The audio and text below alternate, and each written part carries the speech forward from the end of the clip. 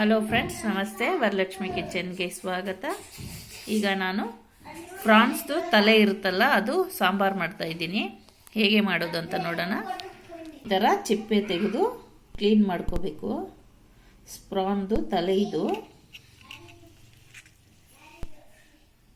ಇದರಲ್ಲಿ ಸಾಂಬಾರು ಮಾಡೋದು ಹೇಗೆ ಅಂತ ತೋರಿಸ್ತೀನಿ.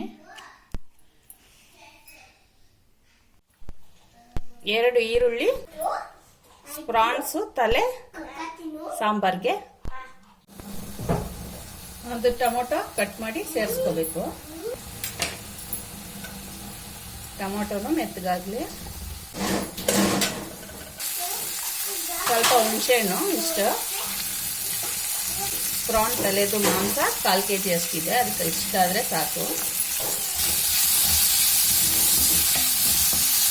ಈಗ ಗ್ಯಾಸ್ ಆಫ್ ಮಾಡ್ಕೊಳ್ಳೋಣ. ಬೆಳ್ಳುಳ್ಳಿ ಸ್ವಲ್ಪ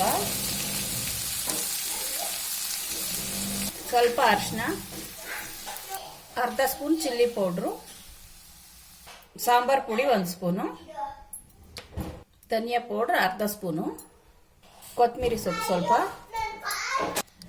ಆರ್ದ್ಮೇಲೆ ರುಬ್ಕೋಬೇಕು. ಮಸಾಲೆ ರುಬ್ಕೊಂಡಿದ್ದೀನಿ. ಈಗ ಒಗ್ಗರಣೆ ಹಾಕ್ಕೊಳ್ಳೋಣ. ಎಣ್ಣೆ ಸ್ವಲ್ಪ, ಸಾಸಿವೆ,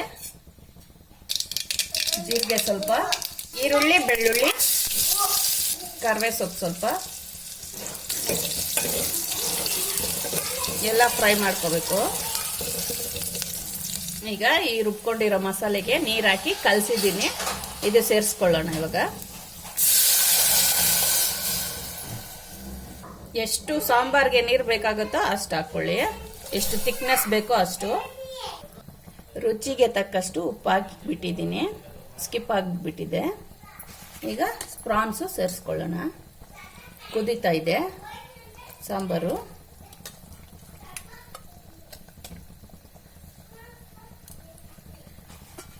ಒಂದು 5 ನಿಮಿಷ ಬೆಂದರೆ ಸಾಕು.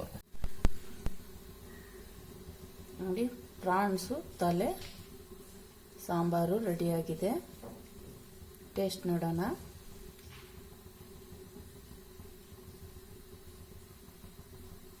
ಟೇಸ್ಟು ಚೆನ್ನಾಗಿದೆ.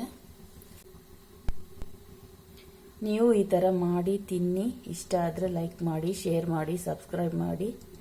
ನನ್ನ ಚಾನಲ್ ನೋಡಿದ್ದಕ್ಕೆ ಧನ್ಯವಾದಗಳು.